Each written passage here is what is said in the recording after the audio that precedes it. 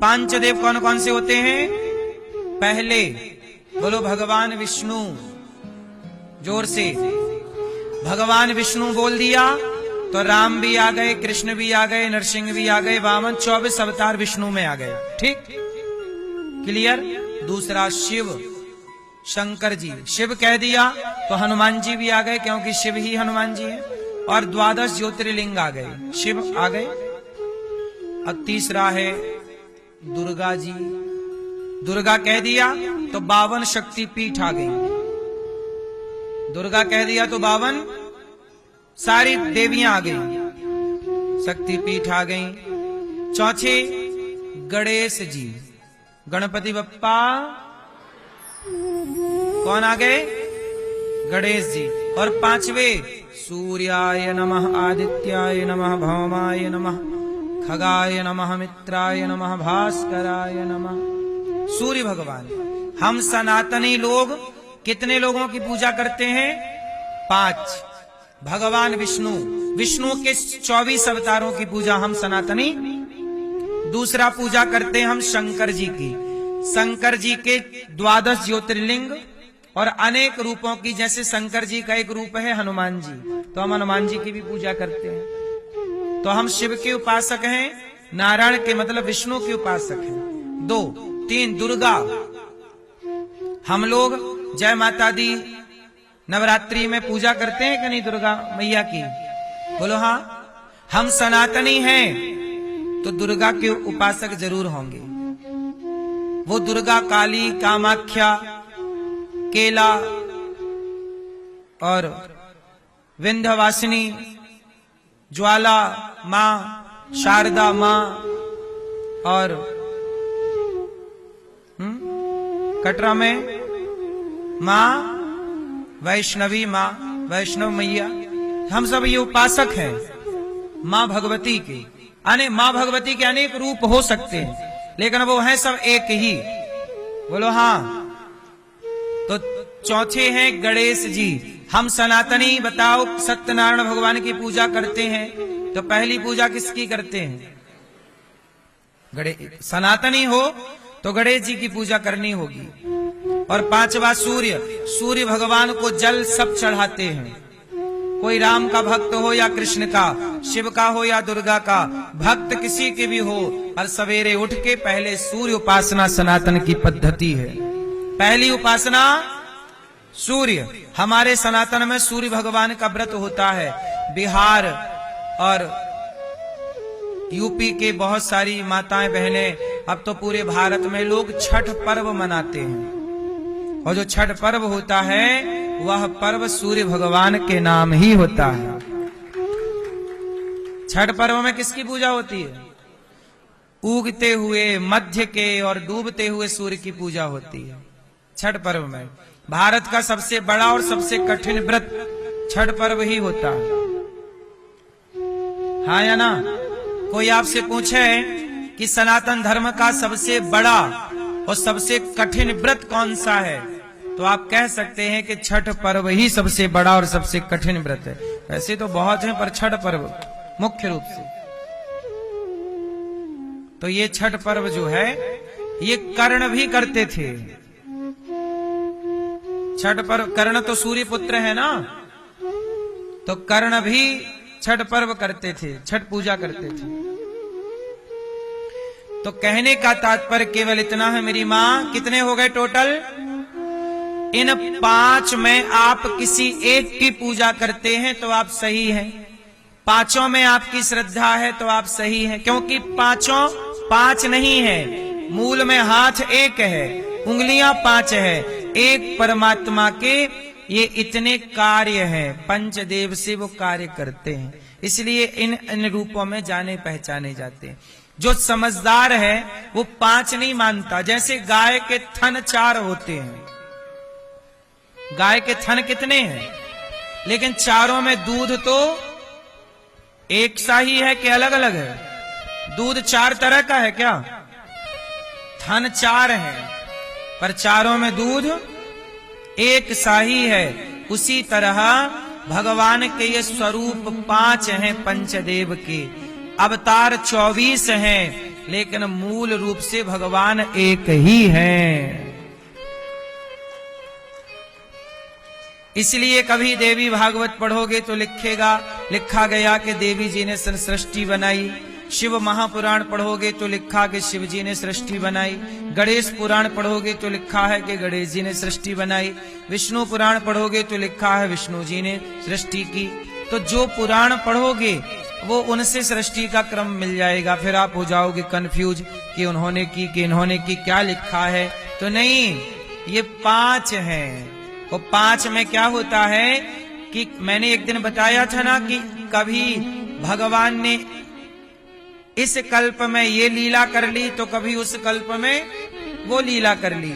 तो कभी दुर्गा, जैसे आपके घर में 4 हैं, देवरानी जेठानी सास और ननंद, 4 स्त्रियां हैं। तो कभी बर्तन आज इसने मांज लिए, कभी इसने कर लिया, कभी भोजन इसने बना लिया। काम वही है पर अदल बदल के आप लोग कर लेते हो। ऐसे सृष्टि का क्रम वही है, उत्पत्ति करना, पालन करना, संहार करना। कभी वो क्रम दुर्गा जी कर लेती हैं, कभी शिव जी कर लेते हैं, कभी भगवान विष्णु कर लेते हैं। काम वही है, मिल बांट के कर लेते हैं। तो कभी इस कल्प में, इस पुराण में इस कल्प की कथा है, उस पुराण में उस कल्प की कथा है। कल्प भेद से आपको लगता है कि अलग अलग है। इसलिए सनातन का जब तक पूर्ण ज्ञान नहीं होगा तब तक आप रहस्य नहीं समझ सकते। और ये सारा उलझी गुत्थी क्यों है? ताकि आप लोग पढ़ें, सत्संग करें। यदि आप, जैसे इससे ये पता, जैसे अब हम ये कैसे पता लगाएं कि आप, अब जैसे यहाँ कोई आप तिलक लगा के कोई मुसलमान आके बैठ जाए, कोई ईसाई आके बैठ जाए और कहे जी मैं हिंदू हूं, तो कैसे पता लगाओगे कि हिंदू है? तो हमारे यहाँ का ज्ञान ऐसा था कि उस परंपरागत ज्ञान से पता लग जाता था कि ये हिंदू है कि नहीं। इसलिए हमारे यहाँ शादी विवाह के पहले कुंडली मिलाना, गोत्र देखना, ताकि पता लग जाए मूल में जाके कि ये है कौन। हमारे सनातन में आधार कार्ड तो आज आ गया, कैमरा मोबाइल तो आज आ गए, लेकिन सनातन तो लाखों साल से है। और यहां पे व्यवस्थाएं नहीं बिगड़ी। क्यों? क्योंकि हमारी व्यवस्थाएं इतनी स्ट्रांग हमारे ऋषियों ने डिजाइन किए, बिगड़ ही नहीं सकती। इसलिए शादी के पहले गोत्र देखा जाता। हमारे यहां समगोत्र में भी शादियां नहीं करते। क्यों भैया?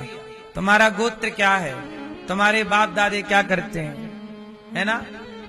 तुम्हारी नाड़ी क्या है, गोत्र क्या है, शिखा क्या है, वेद क्या है, बताओ।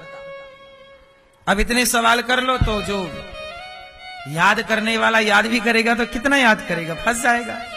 तो पहचान हो जाती थी कि ये पक्का है कि कच्चा है। इसलिए सनातन में कोई घुस नहीं सकता था ना, क्योंकि इतना बड़ा संसार है और सनातन को सुरक्षित रखना है। इसलिए हमारे यहाँ ऋषियों ने अलग अलग बातें, एक देखो ऐसा है, देखो ध्यान से यहां देखो, यदि सारी बातें मैंने एक पुस्तक में लिख दी तो आप एक पुस्तक मेरी जला दोगे तो सारा ज्ञान जल जाएगा।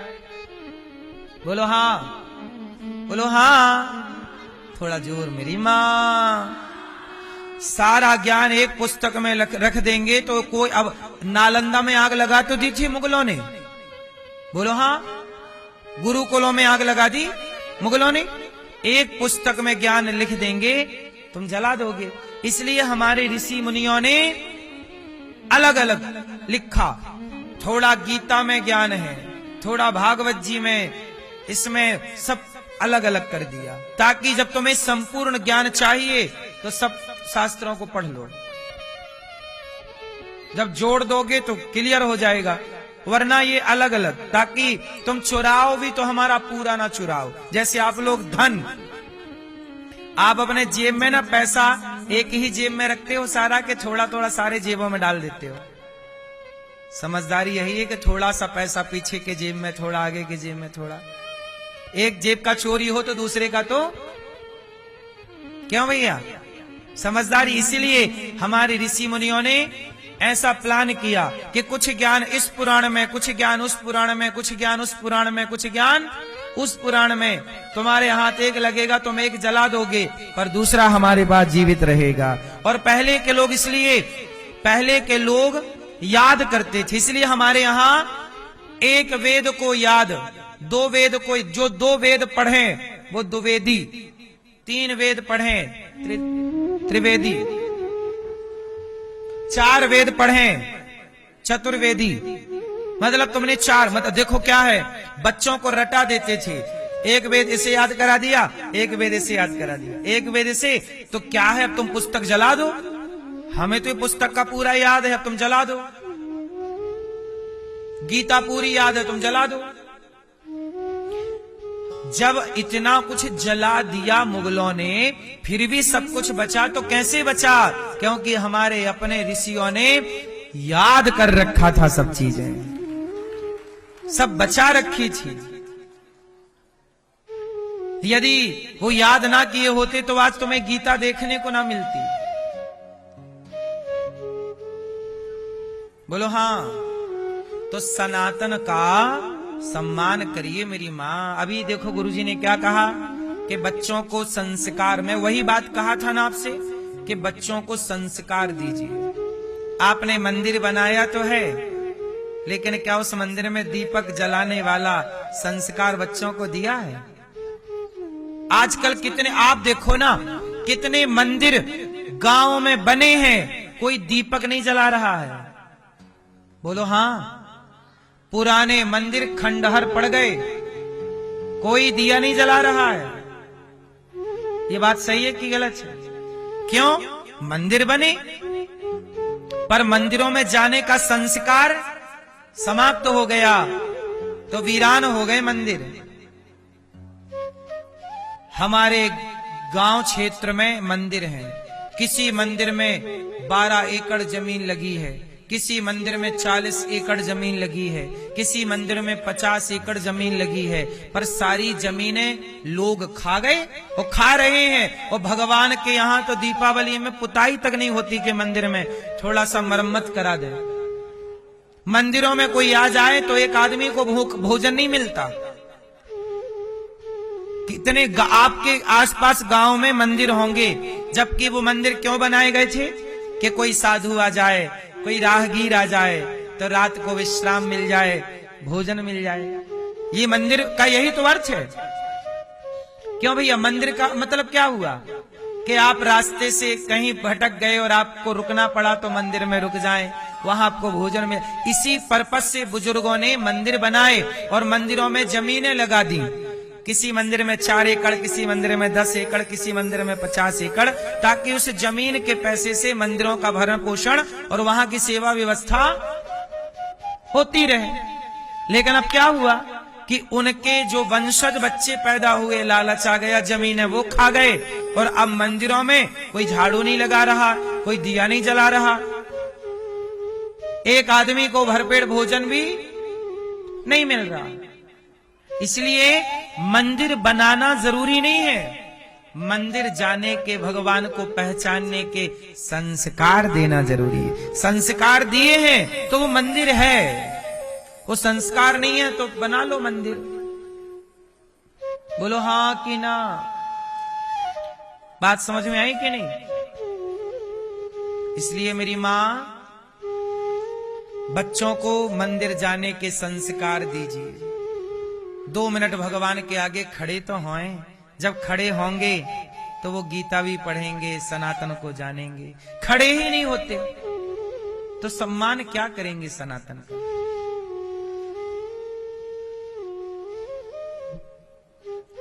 पूरे भारत के संतों को एक ही चिंता है कि आने वाली पीढ़ी दिया जलाएगी कि नहीं। आने वाली पीढ़ी, आज की पीढ़ी अब कहती हम तो बिलीव ही नहीं करते, विश्वास ही नहीं करते। कभी चिंता का विषय है ना कि आने वाली पीढ़ी आपके बाप दादों के संस्कार बचाए रखेगी कि ये संस्कार का यही दी एंड हो रहा है। अब तो देखो, तिलक लगाने में शर्म आने लग गई लोगों को, सिखा रखने में शर्म आने लग गई। हम लोग तो देखो शर्म नहीं लगाते, शर्म तुम कुछ भी कहो, तिलक लगाते हैं। धोती पहनते हैं हम लोग कांच लगा के, आप लोग पैंट पहनते हैं। भारत का पहनावा क्या है? धोती की पैंट क्या है?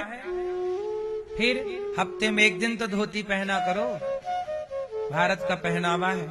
तिलक लगाया करो, गले में तुलसी पहना करो, आधा घंटा कीर्तन किया करो, 10 मिनट। बच्चों को थोड़ा गीता पढ़, चलो बेटा लो गीता। आप कहो ना बेटा मेरे से नहीं पढ़ना आता, जरा तू गीता के 4 श्लोक का श्लोक या अर्थ सुनाओ। चल रामचरितमानस बच्चों को दो, बोलो चल 2 पन्ना पढ़ के सुना। हमें सुना, हम सुनेंगे, इसी बहाने बच्चा भी पढ़ेगा। रोज बच्चों को आप आधा घंटा गीता रामायण कुछ तो पढ़ाओ ना मेरी माँ। ये दास अनिरुद्ध, भगवान ने ये दास अनिरुद्ध को 2 बच्चों की जिम्मेदारी दे रखी है। 2 बच्चे हैं, वो स्कूल पढ़ के आते हैं, स्कूल पढ़ने जाते हैं, स्कूल की पढ़ाई भी पूरी करते हैं और वो अपने गीता रामायण वेद पुराण शास्त्र की पढ़ाई भी पूरी कर रहे हैं। एक ही जिम्मेदारी नहीं है, वो भी पढ़ाई करो, स्कूली पढ़ाई, वो स्कूल की पढ़ाई भी कर रहे हैं, स्कूल की कोचिंग भी है, साइड में ये पढ़ाई भी है शास्त्रों की। डबल पढ़ाई है उनके पास, और वो काम कर रहे हैं, पढ़ रहे हैं। नहीं पढ़ाएंगे सनातन को तो कैसे समझेंगे? इसलिए आपकी जिम्मेदारी है, लापरवाही नहीं। शास्त्र भी, स्कूली ज्ञान भी हो और शास्त्रों का ज्ञान भी हो।